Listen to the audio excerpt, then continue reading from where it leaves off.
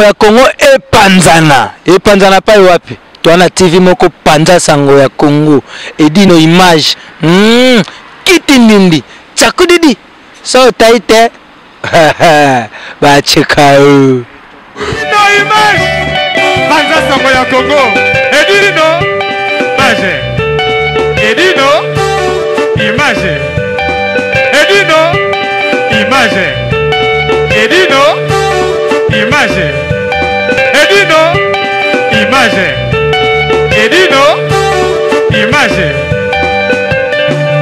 bana Paris botu nanga nini bana monde entier ba oyo balingaka Blandine Osako la chroniqueuse oyo se respecta na kati vraiment ya média babi masolo oyo boyoka ki belé par-ci par-là yango te Maté Kamani Aza ouvert ici c'est Paris nde masolo balobi bon retrouver biso tout se retrouver na 25 rue Lénime 93 380 na Pierre Fitte babi toza vraiment na ba mettre na biso veut dire que Galaxy tonton Galaxy aza na sima babi Maté Kamani yemoko non c'est tardé te ayebisa bino yango bino ba jali bozana un problème ni na Maté Kamani jeune moko talentueux aligné musala na yeboti kaye ba papa AVC tolongolaka AVC to se défoula ba week-end niti babiso boy tobeta misala ba mindele ozana salaire non na fin du mois pe mo boy na yepena ici c'est Paris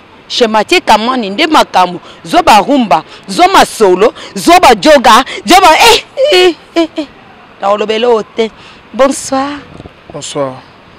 Maté moi ba rimen o ebimaki comme quoi que boîte no ikangami na comprendre été clientèle et qui ezoya week-end yo bazo panzo sango boîte eza fermée boîte eza okangama ya on a bayina luka mopanzi sango na expliquer batuka ici c'est Paris eza ouvert il a toujours été ouvert de 23h jusqu'à 7h 8h du matin 10h pour les intimes au 25 avenue Lénine Pierre Fitte 93 380 100% Biasca.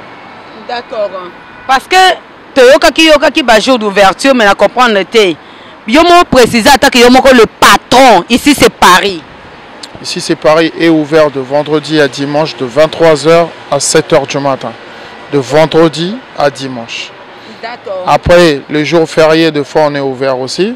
Tu anticipes le jour où les affaires y au fond la mais logiquement il est ouvert de vendredi à dimanche.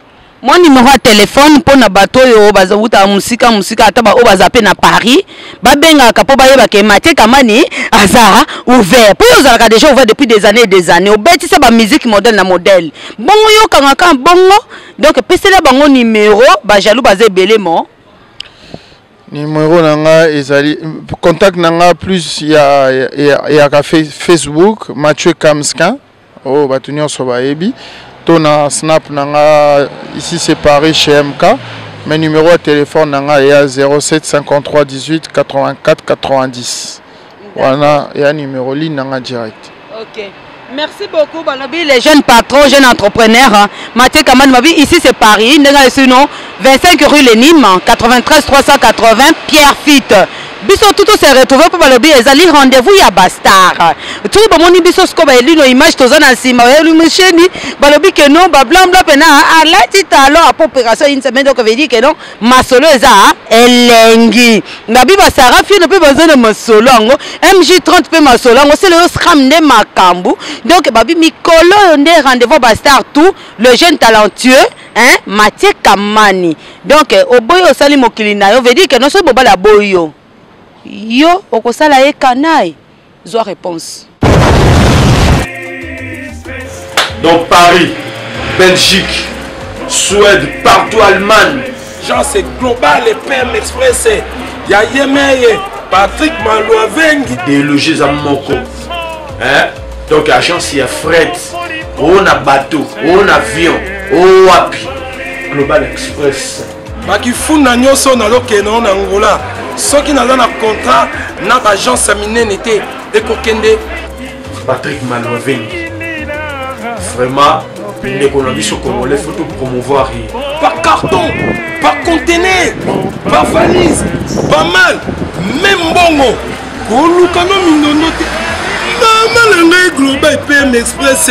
On peut toujours artiste oyo, nous avons toujours bateau bazar na idée sur le Patrick Maloven. À heure d'ouverture, la chose à de lundi à samedi, de 9h30 à 19h30. Image, yenda zo panza sango ya Congo, babi sango ya Congo eko panza na wapi?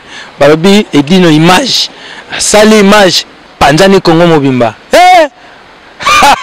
Chokomone chimachute chikofoche ya chopayo.